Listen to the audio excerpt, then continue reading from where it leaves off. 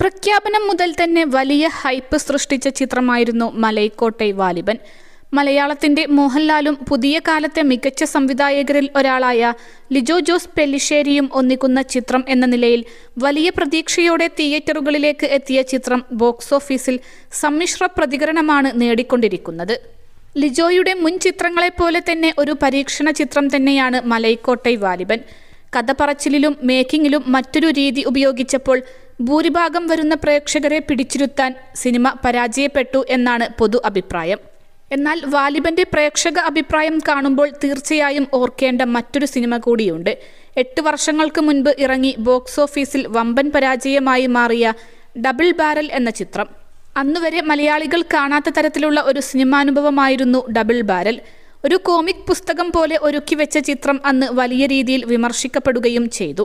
എന്നാൽ പിന്നീട് വലിയ രീതിയിൽ ചർച്ച ചെയ്യപ്പെടുന്ന ഒരു സിനിമയായി ഡബിൾ ബാരൽ മാറി. ലിജോയുടെ മികച്ച ചിത്രങ്ങളിൽ ഒന്നായാണ് ഇന്ന് ഡബിൾ ബാരൽ വാഴ്ത്തപ്പെടുന്നത്. +2 ഡിഗ്രി കഴിഞ്ഞവർക്ക് വേൾഡ്സ് ഫസ്റ്റ് AR/VR ക്ലാസ് റൂമിലൂടെ സ്മാർട്ട് ഫോൺ എഞ്ചിനീയർ ആവാം. കൂടുതൽ അറിയാൻ വിളിക്കൂ ബ്രിഡ്കോ ആൻഡ് ബ്രിഡ്കോ. വാലിബൻ വ്യത്യസ്ത അഭിപ്രായങ്ങൾ നേടുമ്പോൾ വീണ്ടും ചർച്ചയാവുന്നത് നടൻ പൃഥ്വിരാജിന്റെ ഒരു പഴയ അഭിമുഖമാണ്. അന്ന് ഏഷ്യാനെറ്റ് ന്യൂസിന് നൽകിയ അഭിമുഖത്തിൽ പൃഥ്വിരാജ് പറയുന്നത് ലിജോയെക്കുറിച്ചും ഡബിൾ ബാരലിനെ കുറിച്ചുമാണ്. കഥ കേട്ടപ്പോൾ വിജയിക്കാൻ സാധ്യതയില്ലെന്ന് തനിക്ക് അറിയാമായിരുന്നുവെന്നും എന്നാൽ പടം ചെയ്തത് വ്യത്യസ്ത സിനിമകൾ ചെയ്യാൻ ആഗ്രഹമുള്ളതുകൊണ്ടാണെന്നും പൃഥ്വി പറയുന്നുണ്ട്. കാലങ്ങൾക്കിപ്പുറം വാലിബന്റെ റിലീസിന് ശേഷം മോഹൻലാൽ ആരാധകരടക്കം ഈ വീഡിയോ വീണ്ടും ഏറ്റെടുത്തിരിക്കുകയാണ്. ഇപ്പോൾ മോശം പറഞ്ഞാലും ഭാവിയിൽ കയ്യടി നേടുമെന്നാണ് സോഷ്യൽ മീഡിയയിൽ പറയുന്നത്. ലിജോ വന്ന് ഇങ്ങനെ ഒരു ചിന്ത പറഞ്ഞപ്പോൾ തന്നെ ഇതൊരു വലിയ പരീക്ഷണം ആയിരിക്കുമെന്ന ബോധ്യം ഞങ്ങൾക്കുണ്ടായിരുന്നു. ഇത്തരം പരീക്ഷണങ്ങളോട് ചെറിയ വീക്ക്നെസ് ഉള്ള ഒരു നടനാണ് ഞാൻ.